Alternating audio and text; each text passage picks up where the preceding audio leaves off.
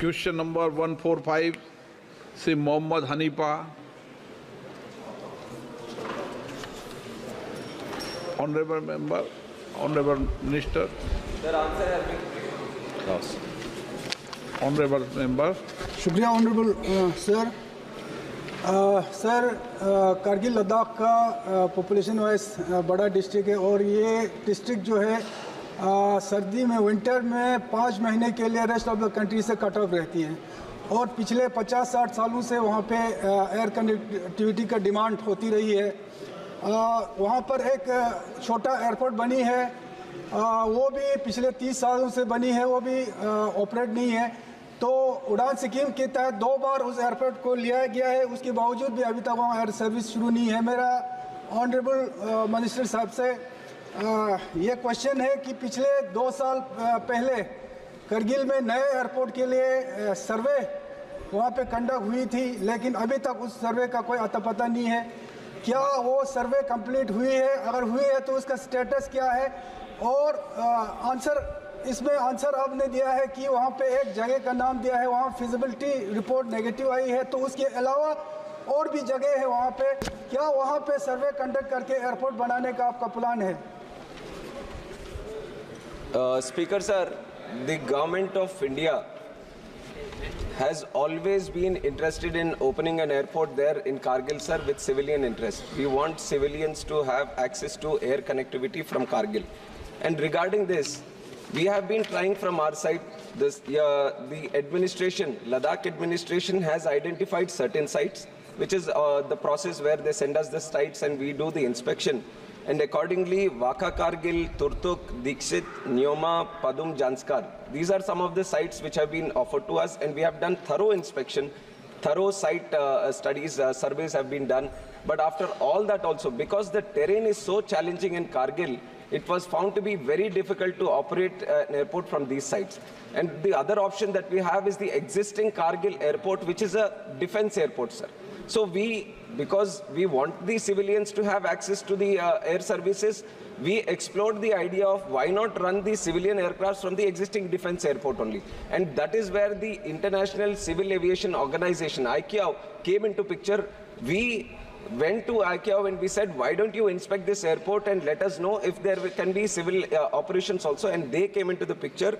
And once they also did the survey, sir, which is I think what the honorable member is also talking about, they also conducted the study and they also said that it is very difficult to run from here, which is for the narrow body aircrafts, which are A320 and B737. These aircrafts can't run from there.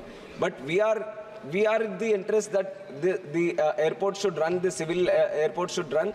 So, and we have put it under the RCS scheme also, sir. We have been trying more and more with the airlines also to run specific routes. But the challenge here is that with the existing airport, even if it is defense, if you want to run civilian aircrafts, we can only run 19-seater aircrafts. So we will work out with the airlines, sir. It is there under the RCS scheme also. 9.2 crore rupees have also been sanctioned.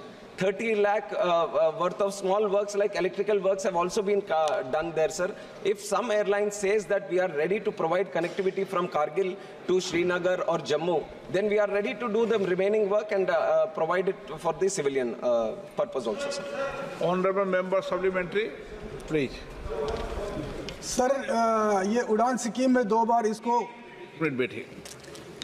माननीय आप सब नए सदस्य भी आए हैं, हमें सदन का डिसिप्लिन मेंटेन करना चाहिए। आप सप्लीमेंट्री पूछें, उसके बाद आपको देंगे।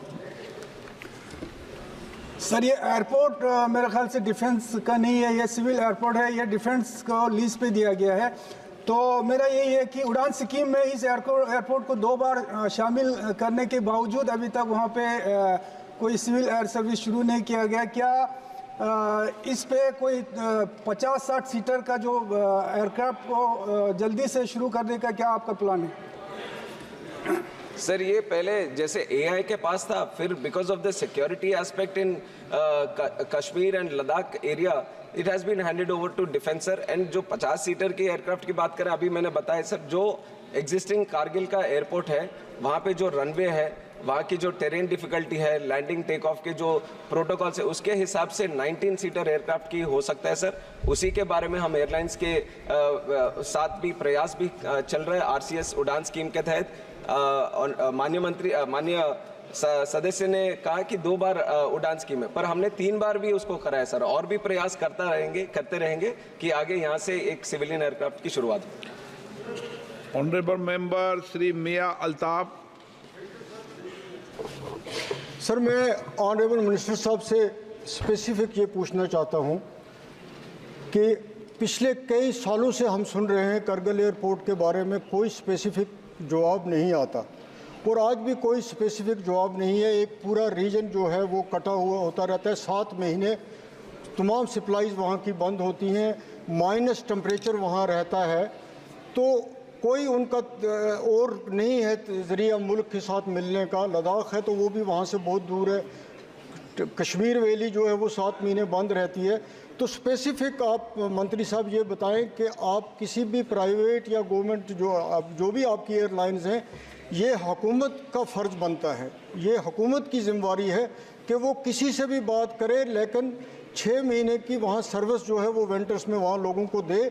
इसके लिए मैं ये आपकी ज़ाती मुदाखलत चाहता हूँ, पर्सनल इंटरवेंशन चाहता हूँ कि आप इनका ये मसला हल करें। Thank you sir.